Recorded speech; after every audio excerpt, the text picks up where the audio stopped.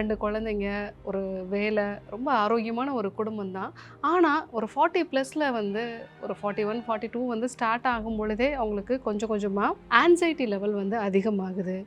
பெருசா எதுலயுமே வந்து ஒரு விருப்பம் இல்ல. ரொட்டீனா சில வேலைகள வந்து செய்றாங்க. ஆனாலும் நைட்ல சரியா தூக்கம் இல்ல. ஒரு 44 இயர்ஸ் ஆகும் பொழுது ரொம்பவே ஒரு மாதிரி அ என்னால எந்த ஒரு வேலையுமே கரெக்ட்டா வந்து பண்ண முடியல. ஸோ இத யார்கிட்ட சொன்னாலுமே, இந்த ஏஜ்ல இப்படி தான் இருக்குன்னு சொல்றாங்க.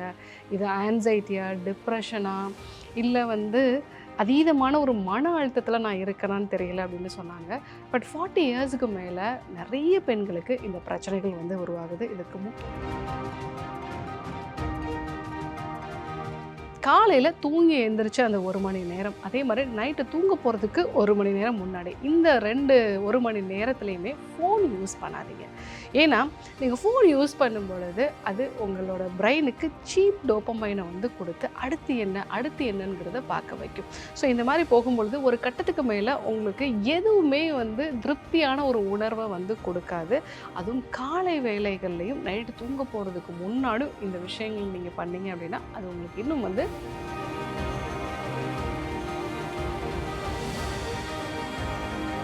40 ப்ளஸ்லாம் பார்த்தீங்கன்னா, டிப்ரஷன் எப்படி இருக்கும் அப்படின்னா, எந்த ஒரு விஷயத்துலயுமே பெருசா ஒரு சந்தோஷமும் இருக்காது, பெருசா ஒரு சோகமும் இருக்காது. அந்த எமோஷனல் வந்து ஃப்ளாட் ஆயிடும் அவங்களுக்கு. அதே மாரி அவங்களுக்கு பிடிச்ச ஹாபீஸே இப்ப பண்ண மாட்டாங்க.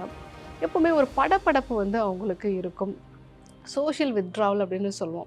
கொஞ்சம் தனிமையா இருக்கிறதே வந்து அவங்க வந்து விரும்புவாங்க. அதே மாரி எப்பவுமே நைட்டு தூங்க போறதுக்கு முன்னாடி ஒரு ஃபெயிலியரான மனநிலையே இருக்கும். நான் எந்த விஷயத்தையுமே வந்து சாதிக்கல, இல்ல எதுவுமே என்னால முடியாது அப்படிங்கிற ஒரு மனநிலை இருக்கும். இதெல்லாம் தான் டிப்ரஷனான ஒரு 40 ப்ளஸ்ல இருக்கக்கூடிய நபர்களுக்கு முக்கியமான அறிகுறி. ஸோ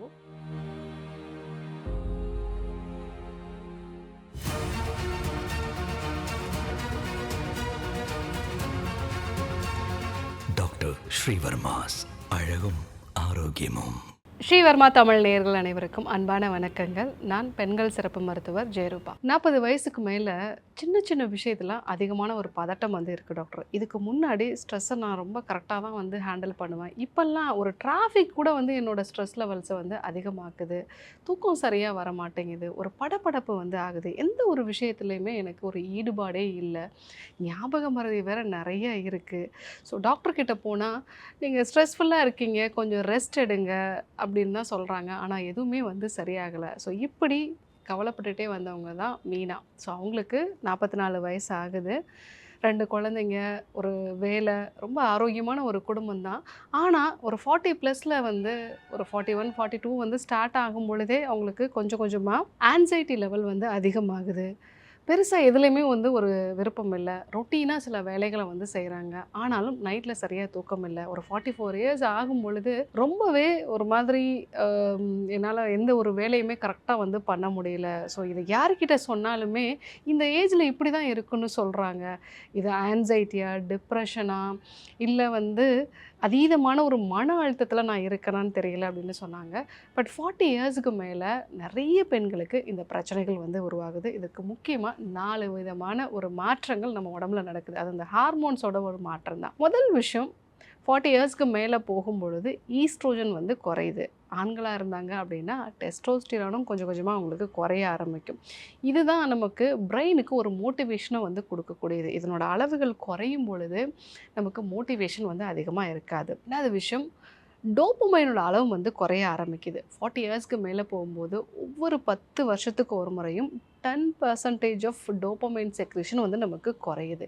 ஸோ அந்த மாரி குறையும் பொழுது, நமக்கு எந்த ஒரு விஷயத்திலுமே ஒரு த்ரில்லிங்கே வந்து இருக்காது. ஒரு மோட்டிவேஷனா நம்ம அத பண்ணணுங்கிற ஒரு விருப்பமே வந்து இருக்காது.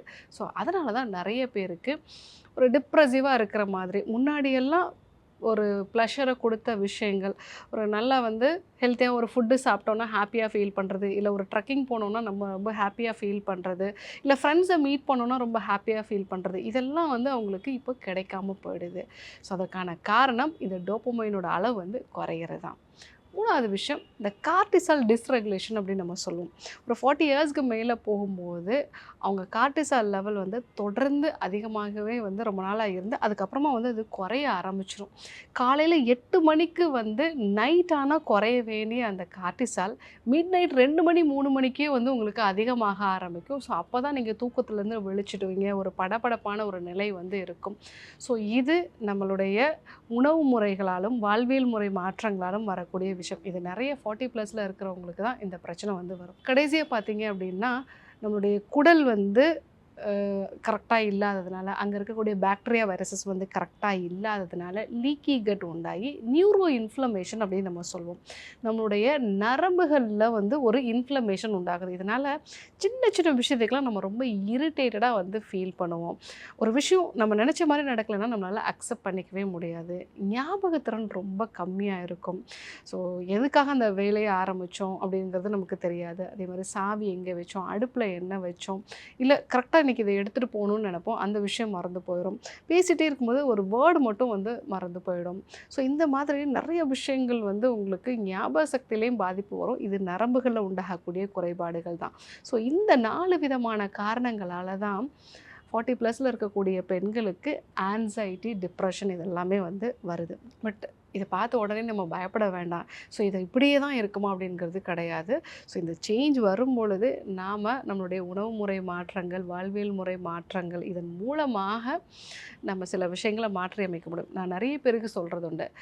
40 வயசு வரைக்கும் நீங்கள் உங்கள் உடம்பை பார்த்துக்கல, மனசை பார்த்துக்கல அப்படின்னாலும் அது நார்மலாகவே இருக்கும். 40 வயசுக்கு மேலே நீங்கள் உங்கள் உடம்பை பார்த்துக்கிட்டா தான் அது உங்களை பார்த்துக்கும். ஸோ அந்த கண்டிஷன், அந்த ஒரு டிரான்ஸ்ஃபர்மேஷன் வந்துருச்சு அப்படின்னாலே நீங்கள் ஆரோக்கியமான ஒரு நபராக வந்து மாறிடுவீங்க. ஸோ இந்த காலகட்டத்தில் என்னென்ன விஷயங்கள்லாம் நம்ம ஃபாலோ பண்ணணும்? காலையில் கண்டிப்பாக ஒரு 10 நிமிஷமாவது சூரிய வெளிச்சத்தில் இருக்க முடியுமான்னு பாருங்கள். அப்போ தான் உங்கள் பாடிக்கு எது பகல் எது இரவுங்கிற அந்த சர்க்கீடின் ரிதம் வந்து கரெக்டாக ஃபாலோ ஆகும். 2வது விஷயம், கண்டிப்பாக ஃபெர்மெண்டட் ஃபுட்டு டெய்லியுமே எடுத்துக்கோங்க. மோர் எடுத்துக்கோங்க, நீராகாரம் எடுத்துக்கோங்க, ராகி கூழ் வந்து எடுத்துக்கோங்க. இல்லை நம்ம வீட்டிலையே உப்பு போட்டு ஊற வச்ச ஊறுகாயாவது வந்து எடுத்துக்கோங்க. அதிக காரம் இல்லாத நார்த்தங்காய் ஊறுகாய், இல்லை எலுமிச்சை ஊறுகாய். இதெல்லாம் உங்கள் குடலை வந்து ஆரோக்கியமாக வச்சுருக்கும். இதன் மூலமாக உங்கள் உடம்புக்கு தேவையான செரட்டோனின் எல்லாமே வந்து குடலில் தான் வந்து சுரக்க ஆரம்பிக்கும். ஸோ இந்த ஒரு விஷயம் உங்களுக்கு சப்போர்ட்டிவாக இருக்கும். 3வது விஷயம், காலை வேளைகளில் நல்ல புரோட்டீன் இருக்கக்கூடிய உணவுப் பொருட்கள் வந்து எடுத்துக்கோங்க. ஸோ இது வந்து உங்களுடைய எனர்ஜியை கரெக்டாக வச்சுருக்கிறதுனால நீங்கள் சின்ன சின்ன விஷயத்துக்கெல்லாம் டயர்ட் ஆக மாட்டீங்க. 4வது விஷயம், காலையில் தூங்கி எழுந்திரிச்சு அந்த 1 மணி நேரம், அதே மாதிரி நைட்டு தூங்க போகிறதுக்கு 1 மணி நேரம் முன்னாடி, இந்த 1 மணி நேரத்துலையுமே ஃபோன் யூஸ் பண்ணாதீங்க. ஏன்னா நீங்கள் ஃபோன் யூஸ் பண்ணும் பொழுது அது உங்களோட பிரெயினுக்கு சீப் டோப்பமைனை வந்து கொடுத்து அடுத்து என்னங்கிறத பார்க்க வைக்கும். ஸோ இந்த மாதிரி போகும்பொழுது ஒரு கட்டத்துக்கு மேலே உங்களுக்கு எதுவுமே வந்து திருப்தியான ஒரு உணர்வை வந்து கொடுக்காது.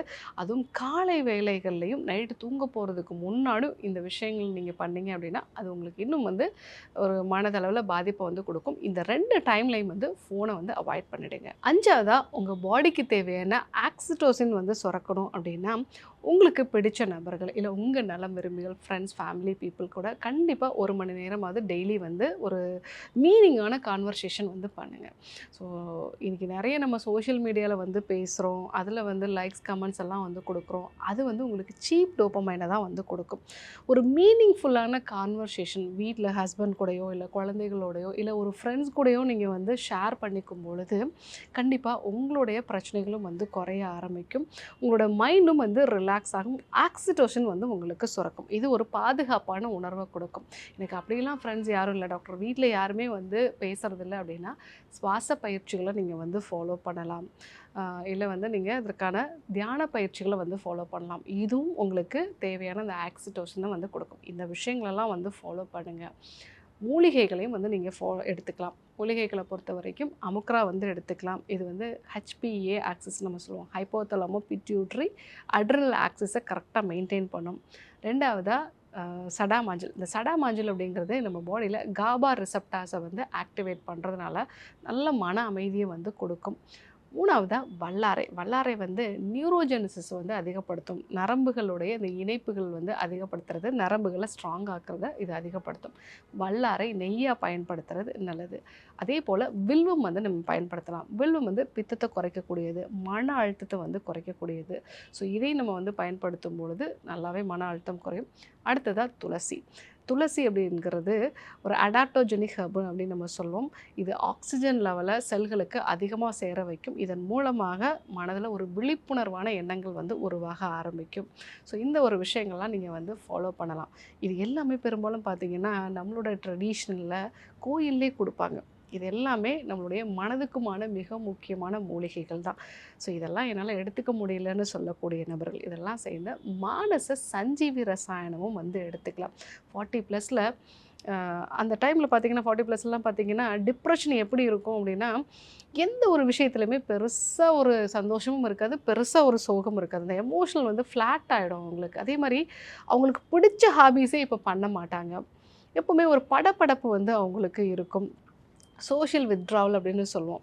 கொஞ்சம் தனிமையாக இருக்கிறதே வந்து அவங்க வந்து விரும்புவாங்க. அதே மாதிரி எப்போவுமே நைட்டு தூங்க போகிறதுக்கு முன்னாடி ஒரு ஃபெயிலியரான மனநிலையே இருக்கும். நான் எந்த விஷயத்தையுமே வந்து சாதிக்கலை, இல்லை எதுவுமே என்னால் முடியாது அப்படிங்கிற ஒரு மனநிலை இருக்கும். இதெல்லாம் தான் டிப்ரெஷனான ஒரு 40+ல் இருக்கக்கூடிய நபர்களுக்கு முக்கியமான அறிகுறி. ஸோ டீடாக்ஸ் ஃபாலோ பண்ணுங்கள். நைட்டில் தூங்க போகிறதுக்கு முன்னாடி மானச சஞ்சீவி ரசாயனம், மற்ற விஷயங்கள் நான் காலையில் எழுந்ததுலேருந்து என்னென்னலாம் பண்ணணும்னு சொல்லணும் அந்த விஷயங்களையும் ஃபாலோ பண்ணுங்கள். இன்றைக்கி 40 வயசுக்கு மேலே இருக்கக்கூடிய நபர்களுக்கு ஏன் ஆன்சைட்டி, டிப்ரெஷன்லாம் வருது, இதற்கான ஹார்மோன் சம்மந்தமான விஷயங்கள் எப்படி இதற்கு காரணமாக இருக்குது அப்படிங்கிறத நம்ம தெரிஞ்சுக்கிட்டோம்.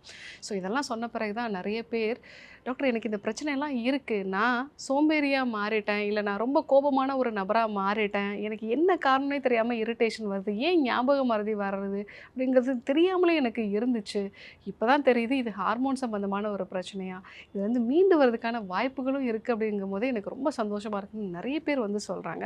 ஸோ உங்களுக்கும் இந்த பிரச்சனைகள் இருந்தது அப்படின்னா அதை பற்றி கமெண்ட்டில் சொல்லுங்கள். நான் ஒவ்வொரு நபருக்குமே ரிப்ளை பண்ணுறேன். அறுவை சிகிச்சையில் குணம் இது ஆயுட்கால நிவாரணம். டாக்டர் ஸ்ரீவர்மாஸ்.